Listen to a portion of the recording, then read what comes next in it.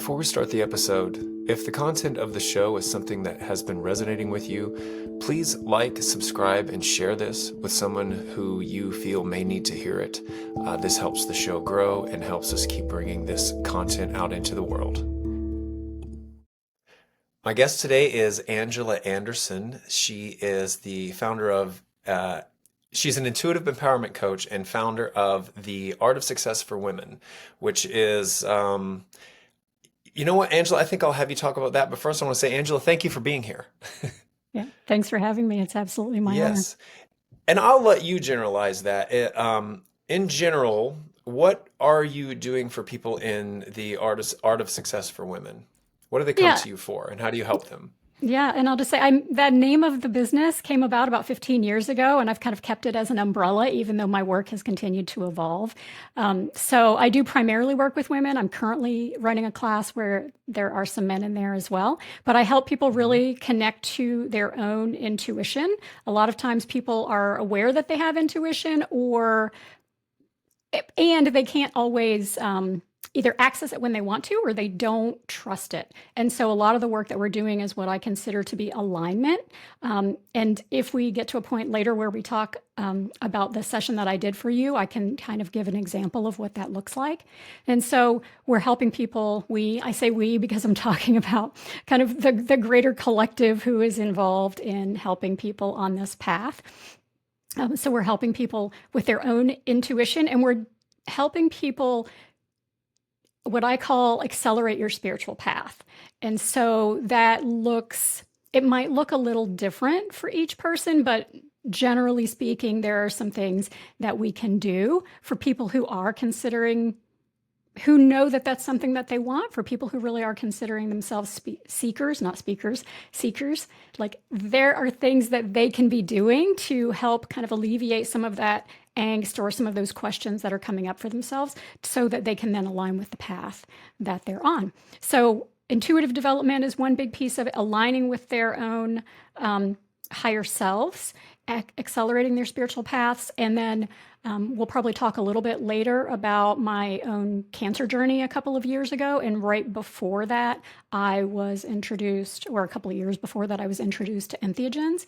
And at that point, once I was diagnosed with cancer, all of those kinds of experiences amped up for me. And so while I was recovering, I consider it my health sabbatical. While I was recovering from cancer, I went through training to help people on their own journeys with entheogens. And so now I offer classes on preparation and integration for entheogenic experiences. So Interesting. Okay, that part about you. I didn't know about. So I do want to get into that. And as you said before, I have experienced at least one aspect of your process in terms of this. I called it a reading because I felt like that's what it was, and that you were using some sort of process that I myself, if I have it going on, I'm not adept at it. And you were saying that's something that you help train people to become aware of and to use in terms of their own selves and their ability to use their own intuition. And as I was talking to you earlier, I said I'm pretty skeptical about that stuff, but you pinpointed a couple ages in my life where I had experiences happen that were, uh, I said it before, foundational for me, foundational in how my personality developed, and some of these deep-seated fears and self-doubts that I have about myself came from. So I'm a believer. And I think this is extremely interesting. But before we get into that, if you don't mind, would you talk about some of the, like you said, these life events that led you to become this intuitive coach that you are today? yeah, sure. And so for your listeners, just for the background, you and I talked a little bit about this and how uncomfortable I am just talking about myself. So help me out if I get stuck, okay? Okay, Um, okay.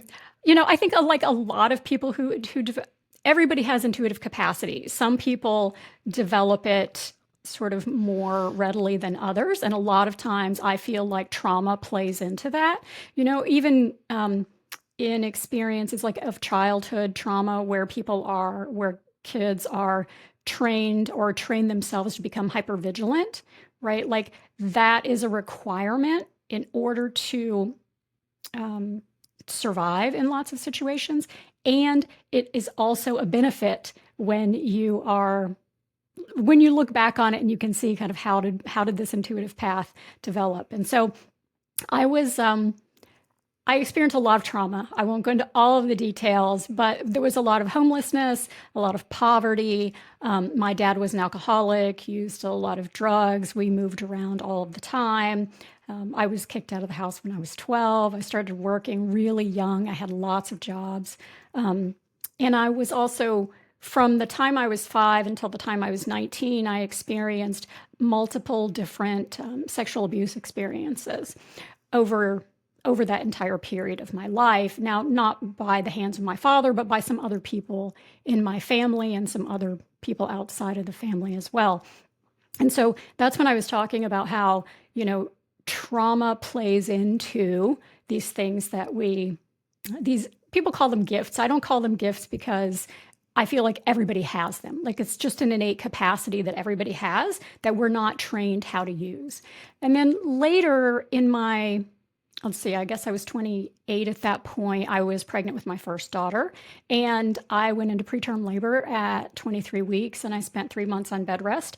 And that became really a pivotal time for me in lots of ways. And one of the things I didn't understand that was happening at that point in time was essentially my own intuitive capacity was put on the sort of like hyperdrive experience. Because, if you're familiar with, most spiritual practices use breath or breath work. And because I was in labor for 3 months straight and I was trying to control my body's experience of that, I was literally I didn't know what it was. It was just happening for me intuitively. I was using visualization and I was using breath work to control or delay, labor. And so that was really powerful. And there's another little piece of this that I'm going to throw in there because it feels connected, which is that when I was pregnant with my daughter and I went into preterm labor, of course, you have children, so you know how incredibly fearful that can Hmm. be if things are not going well.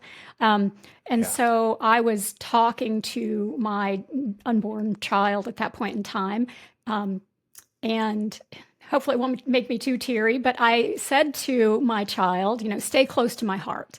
And so this became like a literal translation for my daughter uses the they them pronoun. So if I use the word they, you'll know who I'm talking about. So they sort of took this on board, even in that very early young state. And when it came time for me to actually go into labor, the baby had been in a breech position for a long time. We tried a bunch of different procedures to get the baby to move, and that didn't happen. And I ended up having an emergency C-section. And when they pulled her out of my uterus, she had literally crawled up under my rib cage and stayed there. And so she literally was staying close to my heart that whole time. And so it really was this really powerful awareness for me of how deeply connected we are. And that goes to everyone around us. We don't know how deeply connected we are, and nature and all of those other things that maybe we'll get to in a few minutes. But I feel like, the early traumas, the preterm labor situation, having to be self-reliant and take care of myself, and also in the past couple of years, and I don't remember if you and I had talked about this before or not, but there was a whole series of events that were happening in my life, and I wasn't ignoring them. I was just dedicated to my business and wanting to move forward. And then so there were quite a few people in my family passed away, and I'll come back to that in a minute because that's relative as well. But quite a few people in my family passed away. I broke my arm. My husband was diagnosed with a brain tumor. And then 6 months-ish later, that's when I was diagnosed with cancer. And so I had been hearing my guidance telling me for a long time that I needed to slow down, and I wasn't doing it. And so sort of the signs got stronger and stronger and stronger. Right. And one other thing that I started to touch on a minute ago is that so I have a genetic condition, which is why I had cancer, and I probably will have cancer again. And almost So a lot of people in my family, on my mom's side of the family, have had this same genetic condition. Like um, I'm the oldest woman alive in my family on my mom's side of the family, and it affects Oh, men and women, but that just happens to be um, the case. And so I also experienced very early on lots of deaths, and learned how to somehow I learned how to connect with people as they were passing or after they had passed. Um, I don't I don't consider myself what I say as a clear medium. So I don't do mediumship work for people. I do intuitive work, which is a little different. But those having been around so many people who were passing, I feel like also gave me, you know, some sort of benefit to this intuitive pathway. So. mhm. Uh, At what point did you start to realize these things that I'm feeling or these abilities that I have may not be typical? Do you know what I mean? Was this at a Yeah, young age? I mean, I think like I know, most people who work with their intuition on a regular basis will say, yes, I had these early experiences and they weren't supported and they were kind of shut down. And so that definitely was the case for me. Although my grandparents, or at least my grandfather, was Rosicrucian. My grandparents and my dad immigrated from Sweden in 1950. And so even though I didn't spend a lot of time with my grandparents, I did hear early on, even though I didn't know what it meant at all, everything is vibration, right? So that became kind of part of my awareness on some deep seated level. And the and then there was a point, and so like I said, that stuff was not really playing a big role in my life. But then when I got into my later teen years, early 20s, I started having what other people would consider to be premonitions. Like one night, I used to work really late at night after when I was in college, putting myself through college, and I would have to drive home, about an hour. Um, and it was like 2 in the morning. And so, long story short, I had seen getting a flat tire, but I thought it was my boyfriend's car, not my car. So 2 in the morning, I'm in this really, not a great place to break down on a bridge. And I had this experience where I recognized that, oh, my tire is blowing out. And I've already seen this previously. And so it really was powerful, because if I hadn't known what was happening, that's what was happening from that premonition. I don't really like that word. I very easily could have driven off the bridge right into the river. And so, but because I knew that, I was completely safe and pulled off the side of the road and somebody stopped and all that. So, yeah. Okay. So what were you doing before this? What type of job and career did you have beforehand? Yeah, a lot of them. I got a degree in English. I worked in publishing. And then because of the experiences that I had with my family, like my mom, um, this was a little bit before she died, but my mom did die of cancer when she was 48 years old, her brother at 37, her sister at 36, and all primarily because, not just because of the genetic condition, but because they didn't have health care or insurance. And so I was very dedicated to wanting to make a difference in that realm. And I did go back to school after my daughter was. After my first daughter, when she was 4, she started kindergarten the same day I started medical school. So I did go to medical school briefly. I did not become a doctor. And what I was jokingly tell people is that just makes me dangerous. I don't actually know a lot. So I just think I do. Although I did diagnose my husband's brain tumor. So anyway, but so I was in medicine for a little while. And then when my second daughter was born, she was really sick and I was also having medical problems. And so I stayed home with her after that instead. And then I have had a couple of businesses along the way, but I've been doing this particular business for about 15 years. Oh, really? So were there nudges along the way? Were you unhappy in the sense you're like, this is not what I should be doing, and feeling maybe guidance toward this? How did this all come about? Was it slow, little increments, step by step? It was, and I know a little bit about your story and how you pivoted from something that you didn't feel was fulfilling for you.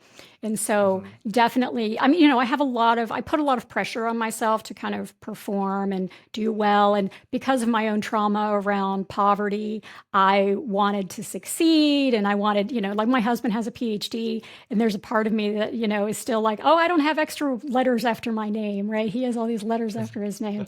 I need more letters. But, yeah, I mean, it was just, there were pivotal points in time, like when I worked in publishing, and then when I was working in medicine, even when I wasn't in medical school, where I felt that there were very strong nudges. I would get to be pretty unhappy. Like what I call it is like being out of alignment. Like I was not in alignment with my higher self, and it made everything feel uncomfortable. Right? Yeah. And that's what I wanted to get to. How to recognize that. So then is that what you're helping others with? Not just women, men, women. When they come to you, this is the type of guidance you give them. Is that right? Well, the kind of guidance, so what you experienced, and if you want to talk about that in a minute, we can. But well, how Okay. about we do that? If that's okay, can you share a little bit about Sure. your experience, and then I can use that to help people understand.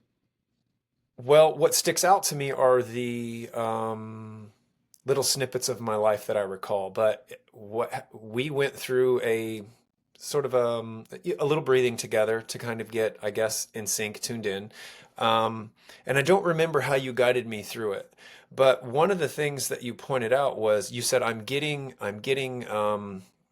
know, the age six, whatever you called it. You pinpointed something that happened around the age of six, and I don't know if I told you or not, but around that time, my family moved from a little small town that we lived in to another small town. But it was very, I don't know if traumatic's too strong of a word, but it was very tough for me to do.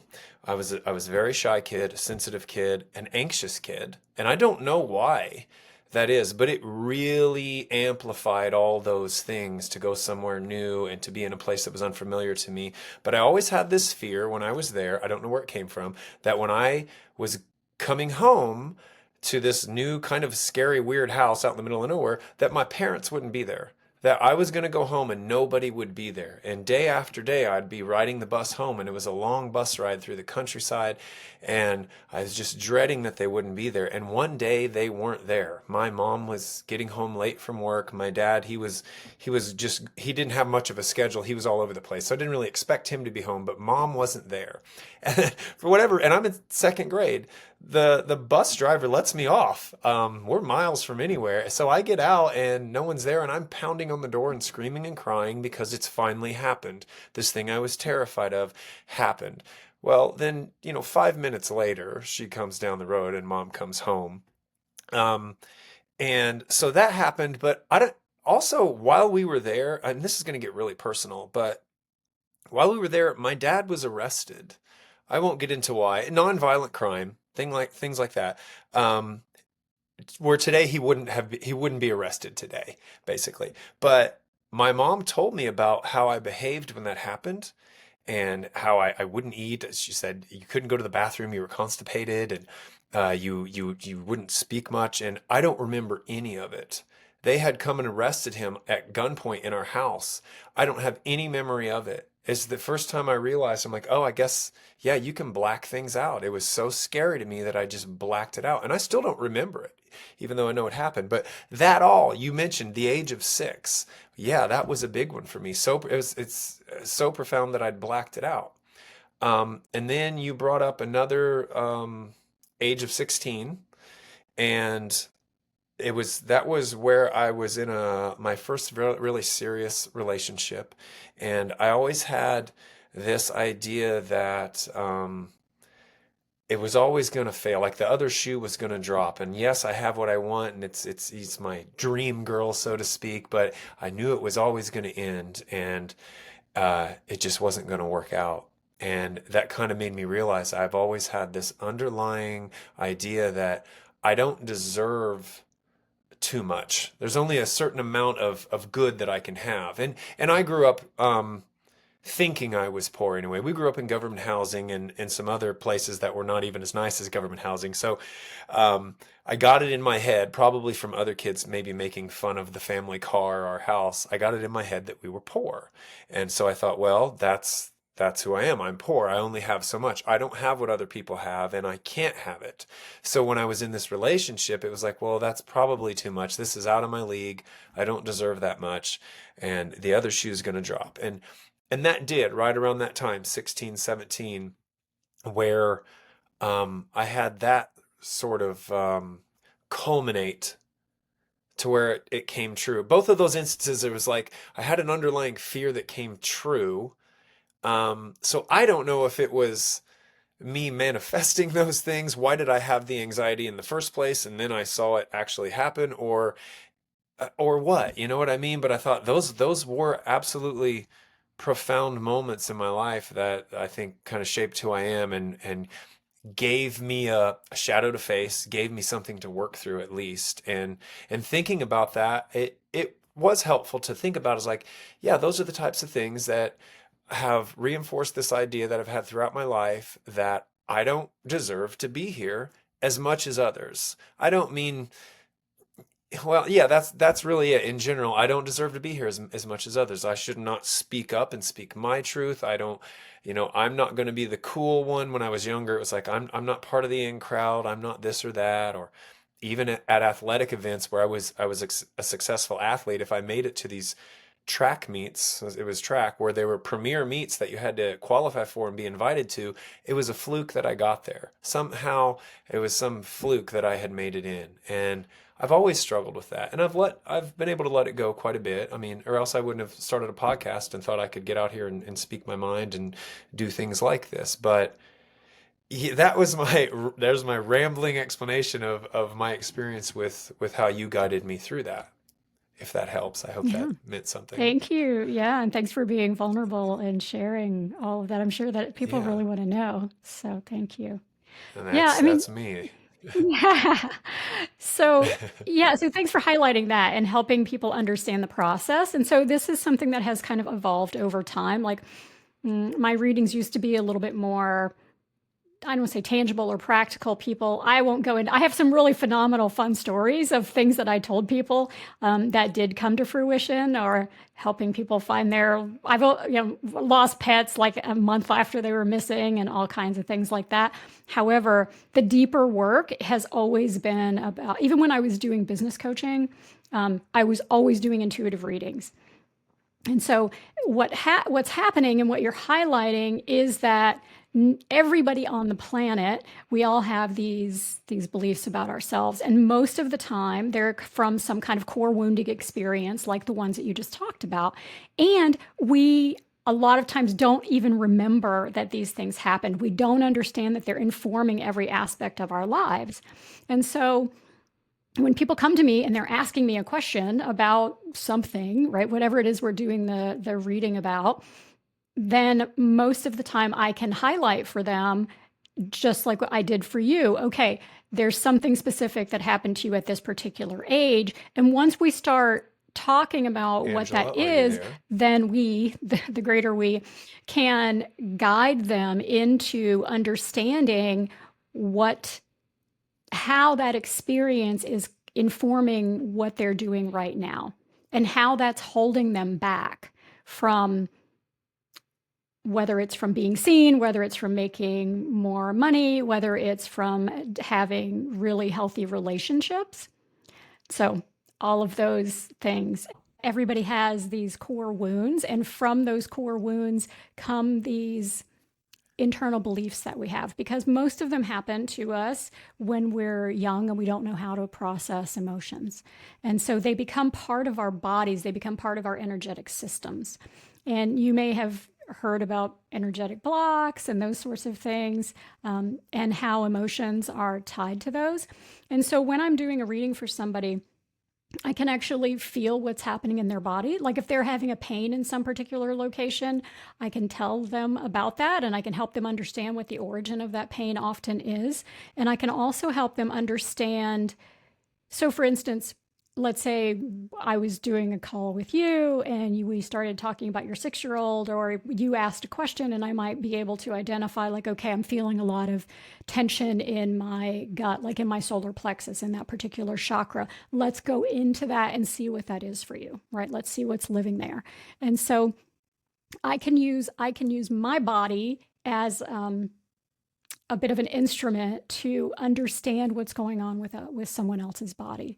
And that there are many, many levels of that, but I'll just leave it at that for now. So primarily, I'm going in to help assess what's going on with them. And so they might be asking me one question and I'm hearing guidance talk to me about something else that's happening for them. And so I'm then asking them questions, like maybe I did for you, to help guide you into a greater alignment, right? So that when you're asking a question about, well, this is an example from a really long time ago, but a woman in her 60s, asked me about why she couldn't lose weight.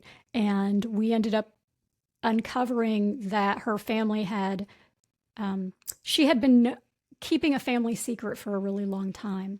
And that was kind of the underlying reason for it. So there's always an underlying reason for whatever it is. If people are struggling in a particular area of their life, whether that's finances or relationships or self-satisfaction in terms of career, whatever that is, there's always an underlying belief. And then all of the sort of energetics that are a little bit out of alignment that are perpetuating that.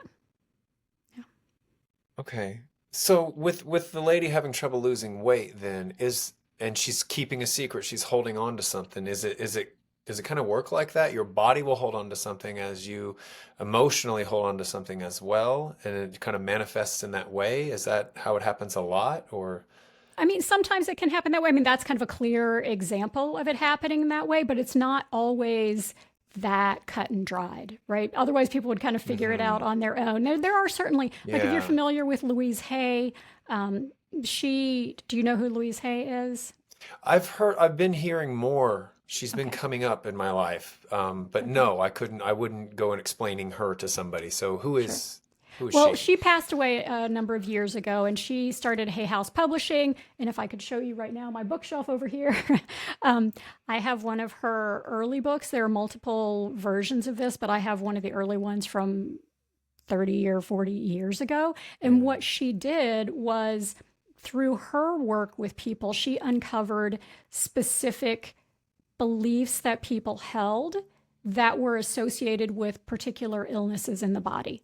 Right. So things that are like many, many years ago, I had, after I had something called, it was a type of thyroiditis that was related to postpartum thyroiditis. So I had a hyperthyroid and then I had a hypothyroid. And what she said in her book about this was essentially that, and I may not remember exactly, but the idea behind people who were having thyroid issues, was one of the things that they said to themselves was, when is it my turn? And I definitely felt that way at that moment in time with everything that was happening for me. And so I was able to she gives affirmations and stuff as well. It's not that simple as just like saying some affirmations and your medical situation goes away, but it helped me understand what the root cause of that experience was for me, so that even though I was supposed to go on medication for the rest of my life, I never went on the medication and that situation resolved. Right. So Huh. anyway, Louise Hay has done a lot of research over decades that relate to some of the things that you're talking about specifically. Now, it's not always that obvious, right? Yeah. It just makes me wonder, how did they find the correlation between the thyroid issues and the idea of when is it my turn? Do you know what I mean? Where does that even come from? Well, and so for The instance, conclusion.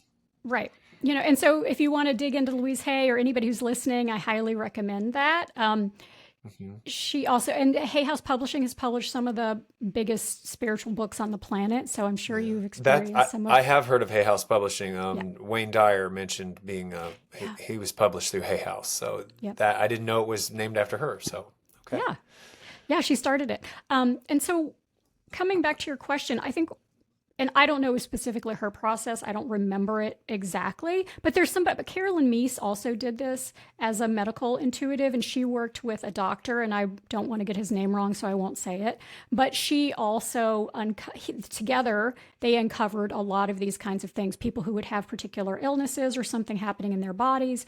And then she would be able to interpret it from an intuitive lens.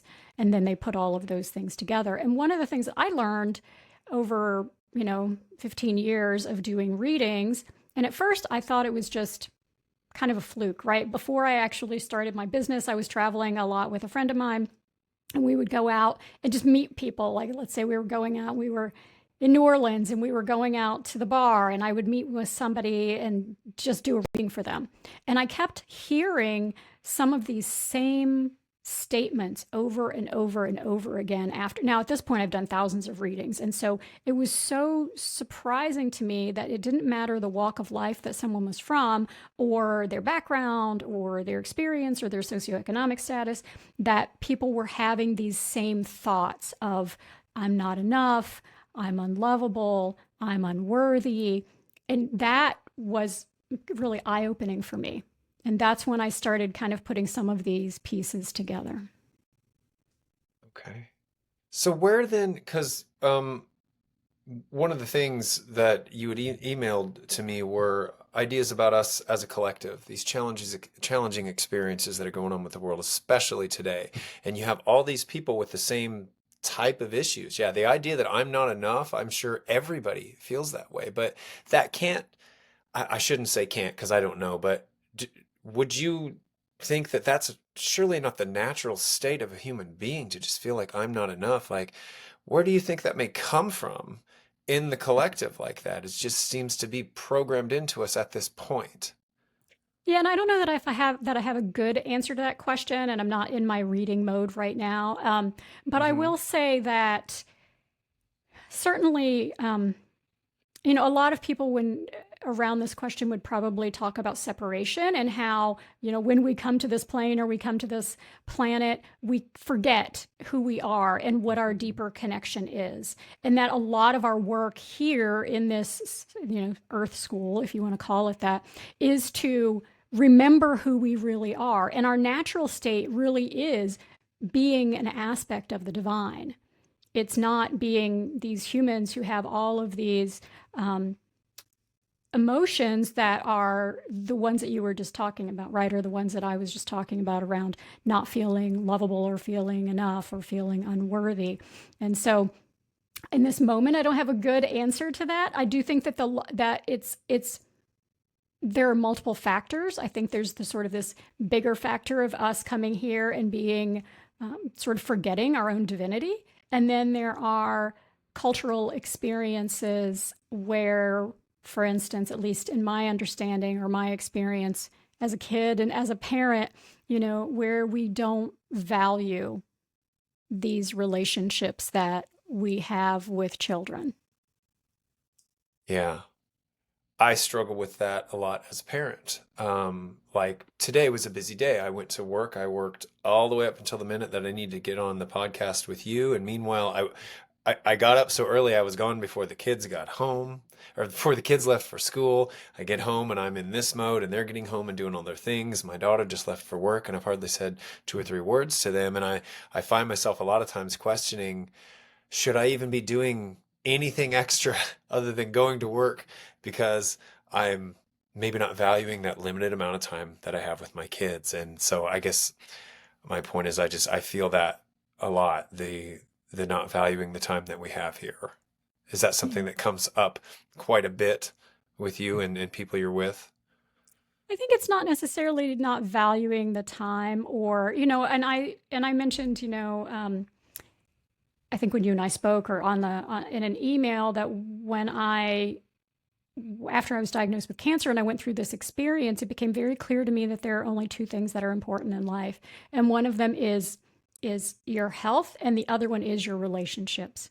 And I think Mhm. we live in a culture where we're always trying to move forward and get ahead. And if you have trauma like I do in my background of needing to make sure I'm safe and secure, right?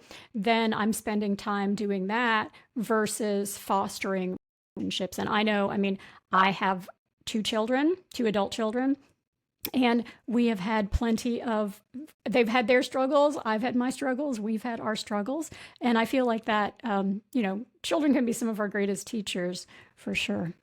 Yeah. Yeah.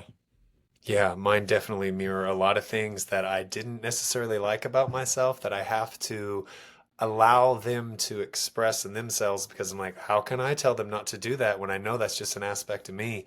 So, yeah, they're quite a challenge. Earlier you mentioned the idea of energetic blocks, and that came up to me when I was in a plant medicine ceremony, and I know that you've mentioned, or at least I've maybe it was on a post that you just did recently that I heard you say that you were attending a ceremony, or do you use these ceremonies or just plant medicine in your guidance of others, or was that just for you personally? No, so I consider all of these, not all of these medicines, but a lot of these medicines, entheogens, and entheogens are substances that can Hmm. help people access their version of God. Um, I know not everyone agrees with that. I heard one of your recent podcast guests who would disagree with that. But that journey started for me, I think in 19 in not in 19 in 2020 or 2021, and it was this really powerful um, opportunity for me to start uncovering who I really was and what my deeper purpose was. And so I, and as I said, I think I said earlier before we got interrupted, that when I was healing from my cancer journey, I went through a lot of training to help others with entheogenic experiences. So I don't offer in entheogenic experiences, but I do help people who, whether they're doing those on their own, whether they're going to retreats, whether they're traveling to, like I went to Mexico a couple of times and did ayahuasca. I'm also a member of a psilocybin church, and so people can have experiences through those kinds of organizations. But for me, entheogens have really been this powerful opening experience. Like after my dad died, I had an entheogenic experience in an attempt to connect with him, which I did. It helped me connect with him in a way that I'd never been able to when he was alive. It helped me understand his addictions and helped me have a lot more forgiveness for him. I've also done a lot, like I mentioned some sexual abuse when I was younger. Almost all of the women who work with me have also experienced some kind of sexual trauma, and I have healed a lot of that during entheogenic experiences. I've also, one of the most powerful experiences was I was in Mexico at a different kind of workshop retreat when my doctor called to tell me that I had cancer.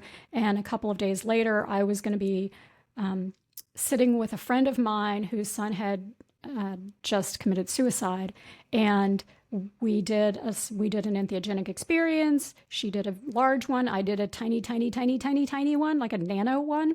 And during that experience, I was told specifically why I had cancer, and it was around shame. It was around the shame that I was carrying in my own body for something that I had done a long time ago.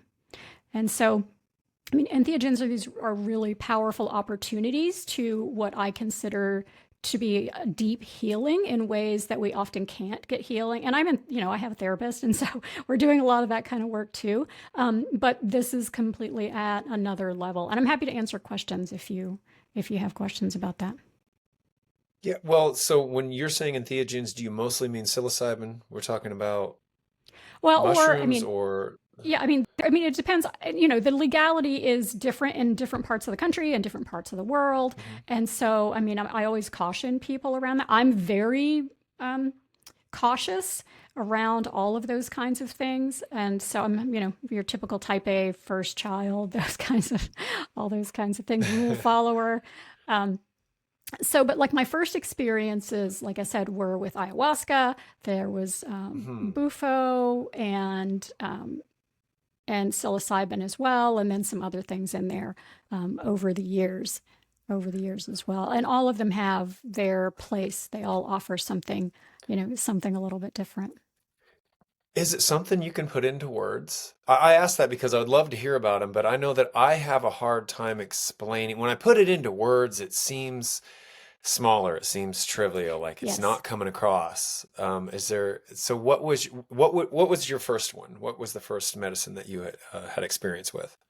And so the word that you're talking about is ineffable, and it's one of the words that Yes. is used to describe entheogenic experiences. It's sort of like if you can't Hmm. describe it, then then it's one of these Right. experiences. So the first retreat that I went to, it was a whole series. It was an entire week of processes that we did. We did combo, which is not an entheogen. We did bufo, which is DMT, the from the toad, and that Hmm. is a lot of people access God through that experience. Access, well, we have natural DMT in our bodies, but this is DMT from an Hmm. external source. Um, and then ayahuasca was at the end of the week, and there were some other things thrown in there as well. But for me, it wasn't. That was when I first started understanding that everybody's experiences were different. I thought I was going to have like the first woman who did the Bufo experience in our group came out of it and she was like, "Oh my God, I saw." It was something like, "I saw heaven, I saw God. I want all of you to have this." And then when it was my turn, I was thinking, "Yeah, great, let's do it." This is what I'm looking for. And that was not my experience at all. My experience was very, very different. And it was just the opposite. At the time, I remember telling somebody, like, I felt like I was in hell. And my experience was so incredibly different. And it was not until later when I started talking to the shaman, there were women, they did not consider themselves shaman, but I'll just use that term. Um, Hmm. when I went back a number of months later and I had another experience and it was very, very similar. And I don't remember if it was the first time or the second time that I was saying to this one woman in particular, she's just literally like an angel to me. And I said, like, why is this happening? Like, when I'm doing something wrong? What is the deal? And so that's when she started explaining to me something that I had no idea was even a possibility, which is that there are people who process collective trauma, right? We all have individual trauma, and then there's collective trauma or collective experiences. And so, what I've learned over years, and this sounds egotistical, and I'm just going to say that, but and I will tell you, it's not something that I didn't choose it knowingly, at least. I don't remember choosing this. I know we talked earlier about people coming here and making choices before they get here about what they're going to be doing. But I Yeah. don't remember choosing this at all. But it has been something that's been very consistent in my entheogenic experiences, is not just processing my own trauma, but processing collective trauma. And most of the time, that collective trauma is some kind of sexual abuse experiences. And then recently, during an entheogenic experience on the solstice, just a week ago, 2 weeks ago, whatever that was, um, I had an experience, and I don't know. I'm not Buddhist, but are you familiar with the Tonglen, the practice of Tonglen? It's a type of meditation where you focus on yourself, and then on other people, and then on the world, and you breathe in suffering, and you allow the suffering to move into your body, and then you breathe out compassion and kindness and so forth. So I had an entheogenic experience that was what I would say is Tonglen on steroids. So I was Hmm. where a lot of beings who had already passed, this is going to be way woo woo and out there, but a lot of beings who Go had for it. already passed were coming to me around, and some of them were, perpetrators in my own life. They were perpetrators in other people's lives. And there were also, we may talk a little bit about the divine masculine and divine feminine. Those terms are, a little archaic, but that's how it's a little easier to talk about them in that way. But where people who had experienced or made choices in their lives around a type of behavior that would happened when they were in their masculine energy, even if they were women, were showing up for this process of what was happening through my body. So the only way, I'm not a musician, I wish I were because I could explain it better, but the only way that I can explain it is if you're a musical instrument and you are operating at a particular vibration, right? And so all of these, what I was told these were the unprocessed emotions of these beings who had already passed. And this was an opportunity for them to essentially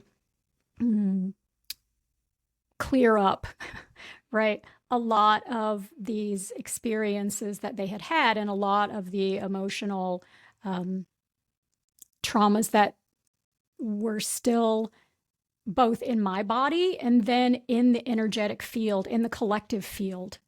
Um, so I don't know if that makes any And sense or not. in doing that, yeah, I think so. In doing that, they're processing by using you.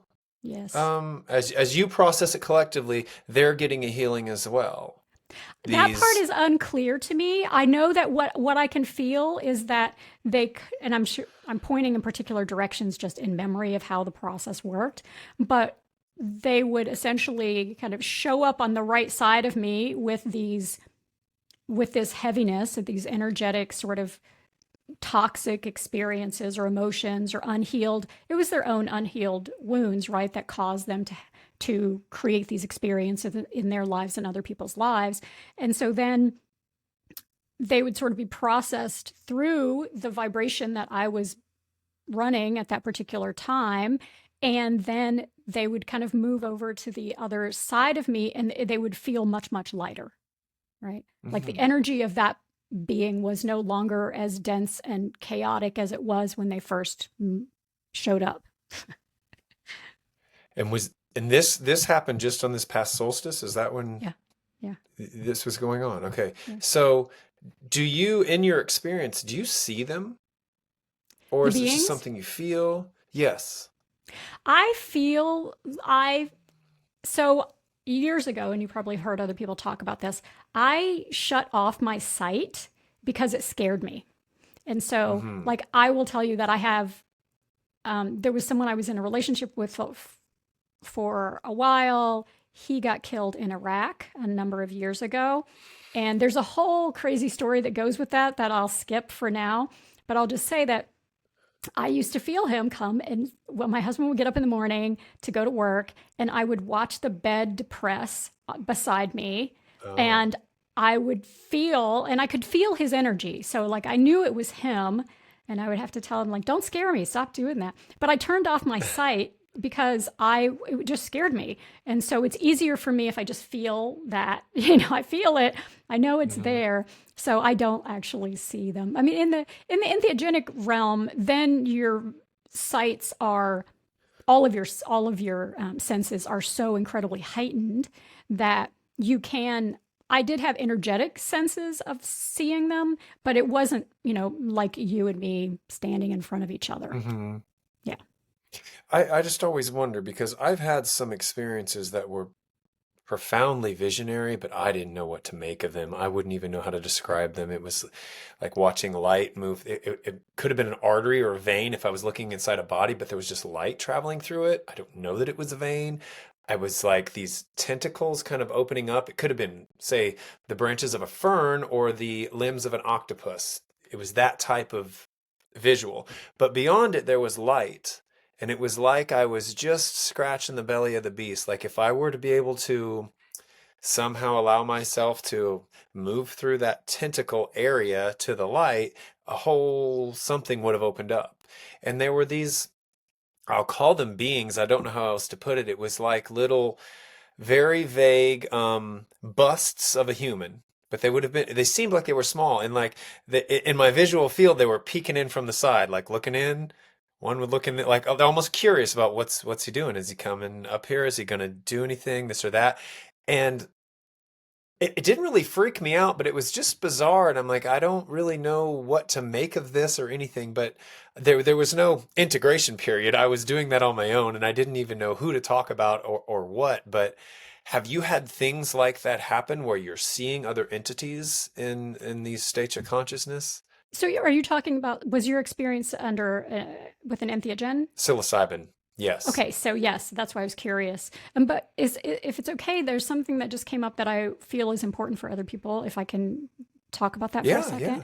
which is that you don't have to do, obviously people have experienced, all kinds of spirituality for thousands of years and not, or longer. and not used entheogens, although they are used a lot more in history than people realize. Yeah. But so, I had an example. I mean, I had an experience a number of years ago, and I won't go into all the details, but where I was way before I knew anything about entheogens, and I was not using entheogens, but where I was witnessing, you can't see my hand here, but I was witnessing it was starting on my right hand. I was watching my entire right side of my body it was as if every cell of my body, every cell of my being was turning into light, was just being converted into light.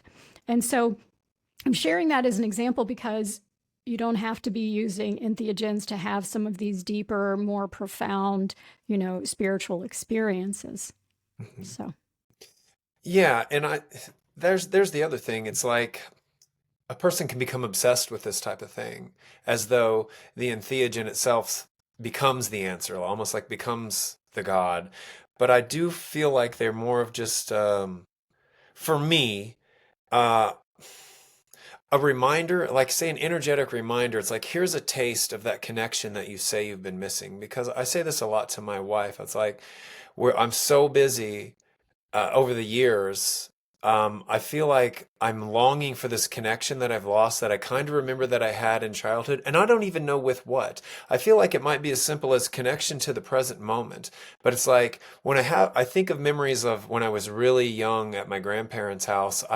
The memory is so mm, full of the present moment, the sunlight, how the light of the sun came down and hit the grass, the smell of the wild onions in the yard, just the warmth of the sun on me. Everything was right there and I was right in it. And it's been so long since that's been the norm. It's extremely rare, almost never. But with entheogens, I get pulled into that. And like you mentioned, processing collective trauma, I never have heard anyone explain that, but it might be something that happens with me while I'm on them because I'll get just profound heaviness. For as beautiful as it can be, there is a heaviness to it, and it feels like an emotional and energetic heaviness. And sometimes it can border on paranoia. Um, and that wouldn't even have to be with entheogens. Rarely I will use cannabis, and I say rarely now because that's what it makes me feel. I just feel heavy. yeah. I guess I could call it paranoid, but when I think paranoid, I think shaking in your boots, freaking out. It's more just like, no, life is so heavy, and I just feel the heaviness of it. It does not help me relax. I don't feel like it's an escape. It's like, okay, do you really want to do this? And the only time I would say use it and feel that my vibrations raised is if I'm playing music for that. But if I were to just be someone, I can't be a casual user of that anymore because I'll feel this energy that I'm like, where's this coming from? Is it something that's lying dormant within me, or is it coming now that you've mentioned collective trauma? I'm like, am I feeling things that are not of me, or what? But yeah, yeah, it's interesting with those things. I don't know what to make of them. I don't recommend anyone use them casually. No. Even cannabis. You need to use them with intention and reverence because yeah, they can be heavy. But Yeah, definitely. And and so one of the reasons I never did any kind of drugs was because my dad used drugs, and I was like, I'm never going to do drugs. Um, and so I didn't. I was in my 50s before I ever experienced entheogens. And I want to validate, and I don't know that I have a clear explanation for it, but I want to validate what you're saying about cannabis. So I never did any cannabis at all until I had cancer, and then I couldn't sleep, and so I used some yeah. edibles, and just because I couldn't sleep and I had a lot of anxiety around what was happening, and what I learned from that experience was that, and I don't know that I can explain it well. I have a limited theory on it. Is that gives me what I call horrible visions. It makes me see things that I do not want to see, and those so whether that's collective, like the density or the energy that you're talking about, that you're feeling and that I'm seeing, is I suspect that it is. So I'll just back up and say that in my understanding of using entheogens, and this, I don't know if this has been your experience or not, and I don't know that I can define like what's another dimension or not, but it feels like you Hmm. are exploring other dimensions. right? When you're Mhm. doing entheogens or experiencing entheogens. And my experience with doing, edibles for the brief period of time is that that's a different dimension that is not a very fun or pleasant one. So I don't like to go there, but yeah. And that's what's weird is so many others say that they enjoy it, that it helps them relax, it helps them feel free, it raises their vibration. And it used to be that way for me. And I don't know if it's because the product has changed, because I say that a lot. Like, what happened to the old marijuana that used to just be so mild? We called it ditch weed, to be honest. Now if you can go to a dispensary, but the percentage of the THC is just ungodly. It's like, how does anybody not feel like they're going into psychosis on this stuff? That's how I am anyway. So I'm I not an can't. expert. Like I said, I have limited experience, and I personally, it's not my choice at all. It does not help Yeah. me. Yeah. Yeah. The relevance to this conversation is I feel like for a while I was using that to explore my spirituality. I was using it because I was a seeker, kind of a psychonaut type of thing, thinking there might be answers in there. And in the beginning, I did feel like there was. Using marijuana would pull me back into a space where I felt like I was observing things from a higher perspective. I'm like, that's the appropriate word. You get high because you're looking at things, say, from a higher perspective, and you're starting to see systems in front of you and your own behaviors in front of you, and you'll say things and like, oh, really? I've never really thought about that word or the way that I said those things. So it can be useful. In helping a person, I guess, get a different perspective on themselves in life. But I feel like if a person's paying attention, they might find that they outgrow that, or that I don't know, maybe that substance has changed. I'm not sure. But so I guess the reason that came up originally was I wasn't certain if you were, so you help people integrate experiences after they've had them.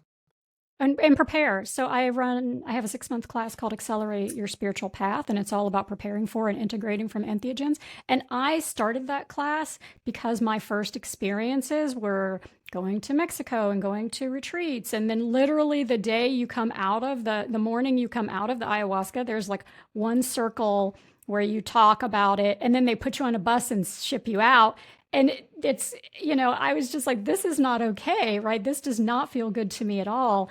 Hmm. And so there's a lot of preparation that goes with these entheogenic experiences. So we spend about 3 days preparing, 3 days, 3 months preparing, and 3 months integrating. And that's kind of the schedule, but people are doing having the entheogenic experiences on their own, or people can come into the class if they've never had an entheogenic experience and they're just considering it, right? So that they know what Hmm. to expect. Um, yeah.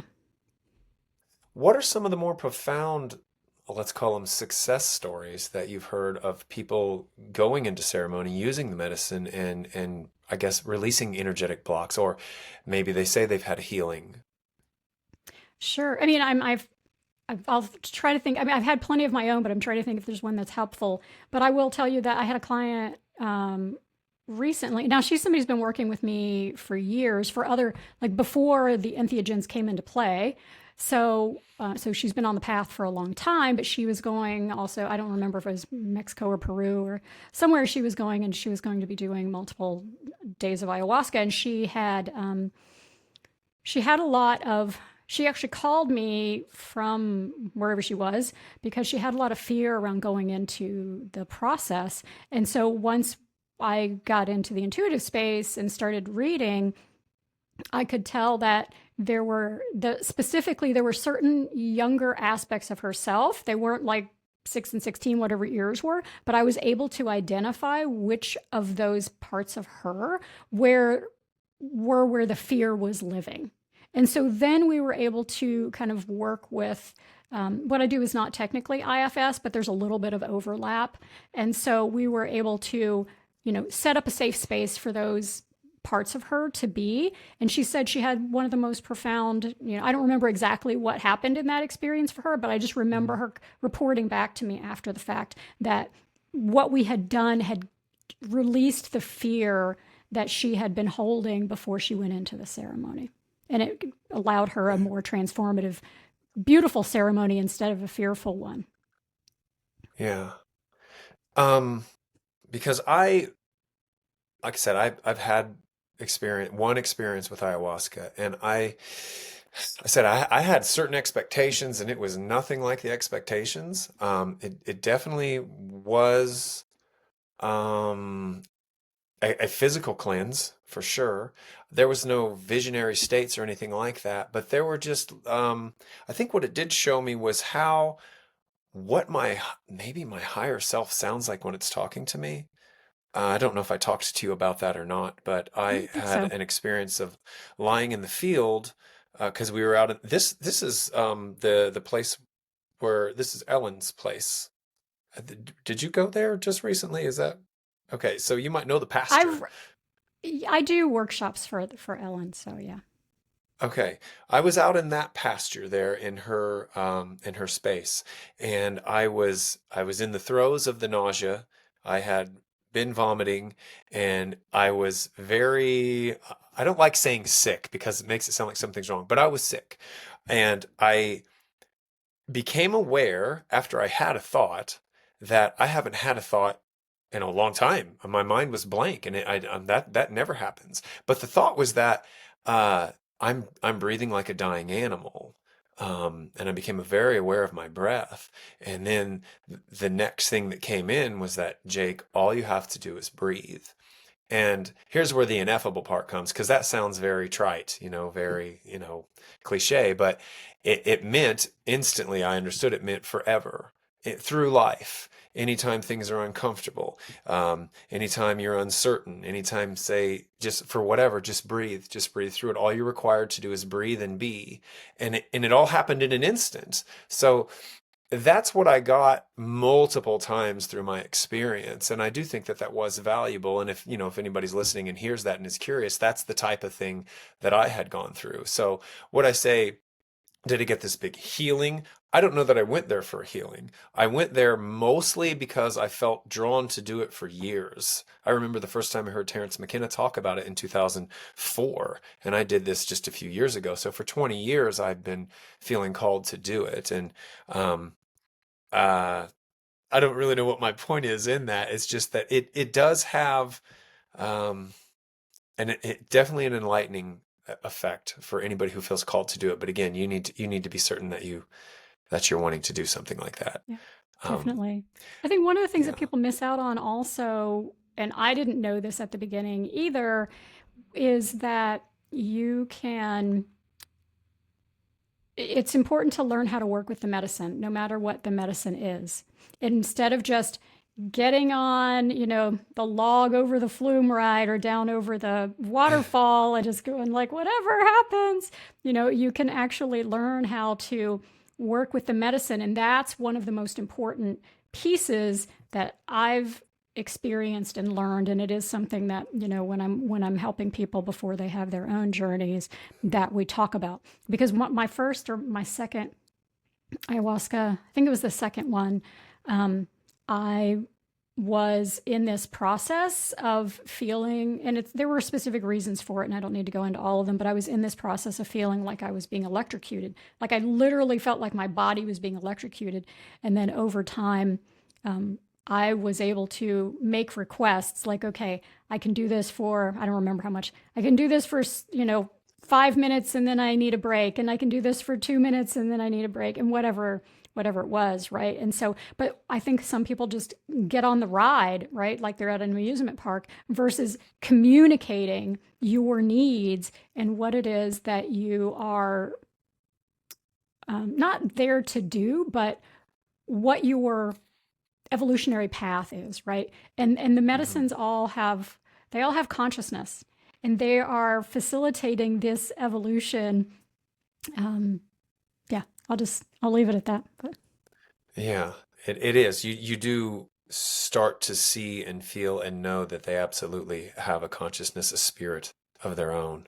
And um, we before ours we actually sat and we had to set our intention. Like, what is it that you're wanting? Why are you here? What do you want out of this? And that was kind of difficult for me, but everybody seemed to be very clear on what their intention was. But I didn't mean to go so far down this entheogen path, but I just thought that was Okay. interesting because I it comes up a lot in on my podcast where I didn't intend for that to happen. But when you start talking about things like the fact that we're energetic beings, we chose to be here, we have a path individually and collectively, and the fact that something like entheogens keeps coming up, it's like there must be some validation to it.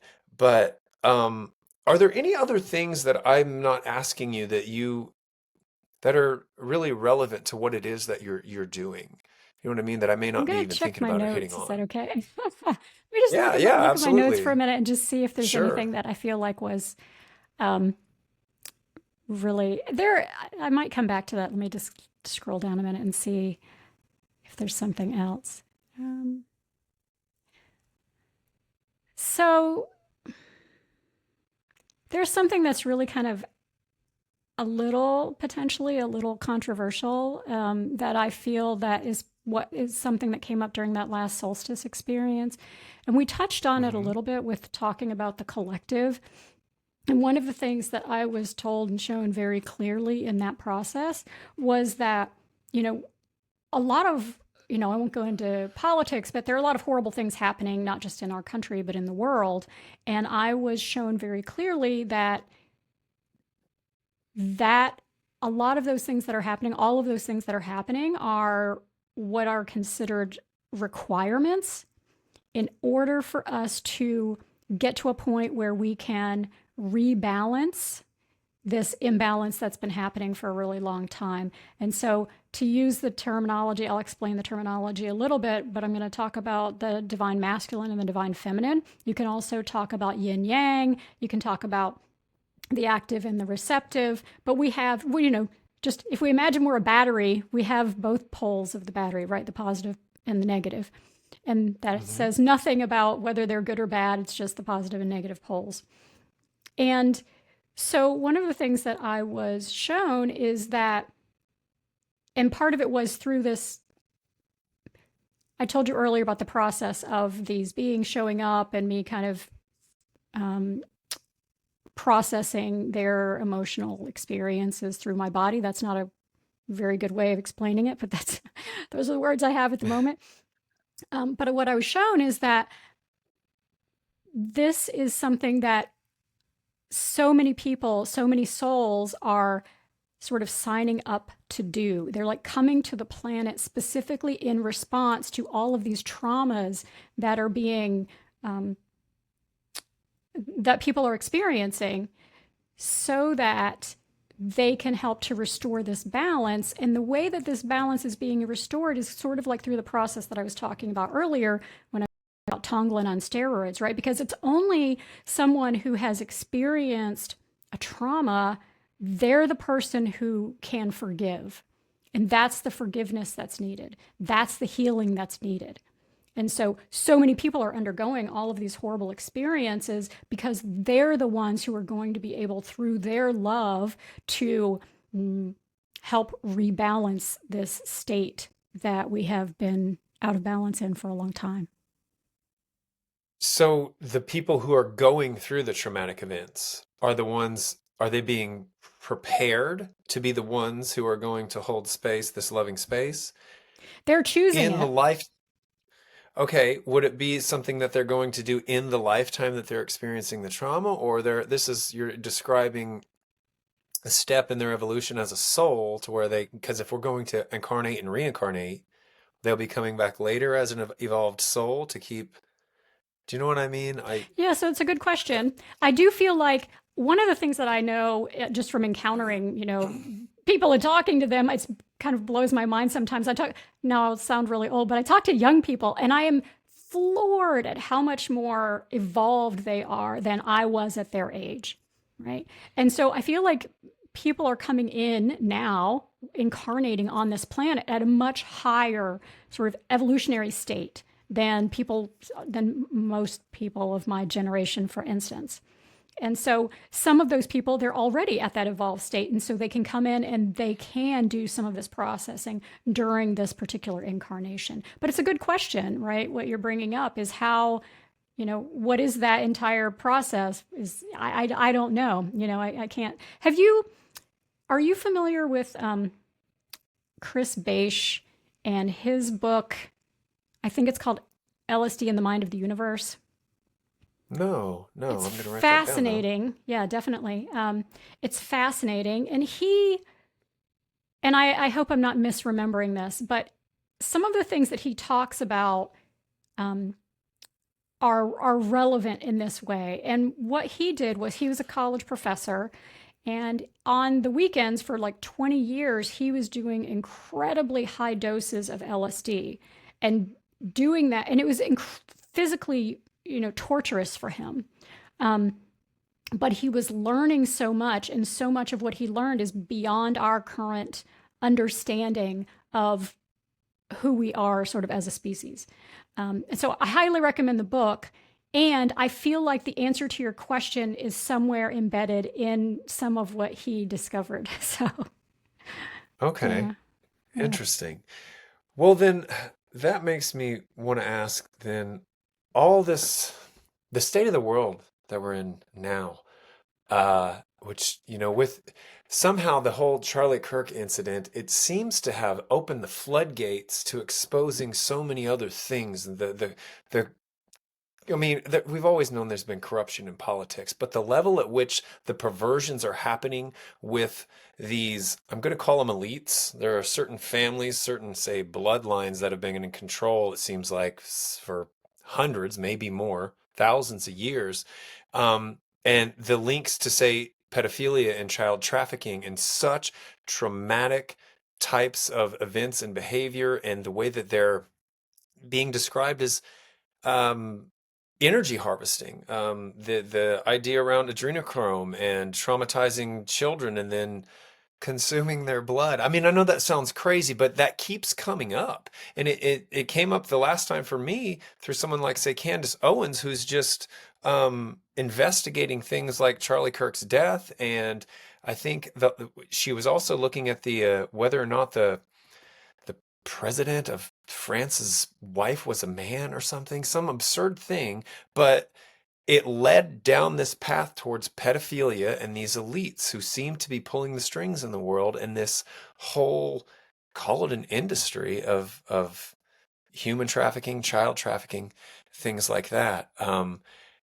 I guess my question is, all this stuff that seems to be wrong with the world, it also seems to be waking people up. Yes. Whereas they're doing everything they can to try to divide people, but it's actually causing unity and causing people to awaken. So you say, yes. So is that the type of vibe and feeling you're getting from it all? Yeah, and I won't go. I mean, and so there's some of the things that you mentioned that I will tell you, for my own energetic reasons, I don't get involved in a lot of those kinds of Hmm. things. I have to kind of maintain a little separation around that, um, around some of those things. But it's similar to what I was saying earlier, right? Is that we're all of these negative things, or not all of these, but a lot of these negative things are happening so that, yes, whether you want to say people are waking up or more people are evolving or they're coming into this place, this plane, this earth, in order to facilitate repairing, a lot of the damage that we've been doing to it for millennia. Yeah. Hmm. So then, if we were to sum you up, is that your goal? To here foster in this, you could call it an awakening or ascension, but the healing, a great, it seems, I mean, you're a healer, you want to facilitate healing, and in the grand scheme of things, that's what you as a soul came down here to do. Have you found that, like, hey, I'm on my path, I'm doing what I came here to do? Is that what you feel for yourself? Yeah, so I will say that I don't consider myself a healer. I feel like everyone heals themselves. I might facilitate something, but Hmm. I don't use that term. Um, and I do feel like I'm on my path. I feel like, and it took a long time to get there, right? I had a lot of dissatisfaction in my life before I got to this place. And what I really feel like is it's not about healing, it's about helping people align. It's about helping people step into, not even stepping into who they really are, but remembering who they really are, that they are, an aspect of divinity. And so, Hmm. yeah. Well, that's a great message right there. I was going to ask you though, first of all, because we did have notes, both of us. Is there anything else that I may not have asked you that you want to hit on? Because I know that you were asking your community if there was anything they wanted you to maybe speak about, and I don't want to skip Yeah. over anything. No, thank you. I don't, honestly, I have not, since had I'm getting a little tongue tied. I was away from my community for a while during my own recovery. And so I don't even know if anybody responded. I didn't even go back and look just to tell you the truth. I didn't get any notifications about it. So I don't think so. But yeah, so I don't think you're missing anything. Okay. All right. Well, I love what we've covered, but I always ask my guests before we go, if what type of message of hope or what gives you hope and what type of hope could you leave people? Yeah. I mean, I think that one of the biggest shifts for me happened when I understood that I was here because of the choices I made, that all of the experiences that I've had in my life that other people might label as trauma were and are happening for me, not to me, that all of these experiences are happening for us, and that the universe really is this sort of life positive place, and that we have opportunities to see that every day and to live fully in alignment with that divinity inside of us. Yeah. Beautiful. Well, thank you for that. You've just summed up the point of the show. When I wrote the trailer, that's exactly what I was trying to convey. So, perfect. Thank you. Thank you. Well, Angela, I'm glad we finally were able to make this work, even though there was a kind of a glitch in the middle. I don't know what's going on, but we've made it. So, thank you for being here. And if people want to reach out to you, where's the best way to do that?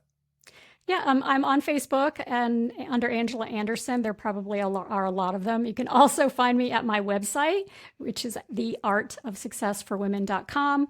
And I have some other links that I can share with you if you want to stick them in the show notes. Sure, yeah, I'll put Oh, those in the yeah, I do have notes. a, yeah, I just am remembering because I have a quiz. If people are interested in learning kind of like where they are on their spiritual path, it's called the Integration Journey Quiz. And I can give you a link for that. It's just a fun thing for people to check out and figure out what their sort of spiritual path archetype is if they're interested. Yeah. I just saw that actually. Yes, give me all the links. I'll put them all in the notes. Okay. Thank you. All right. Well, it was great to meet you, and thank you again. Thank you. All right. I'll check in with you. Sounds good. All righty. See you later.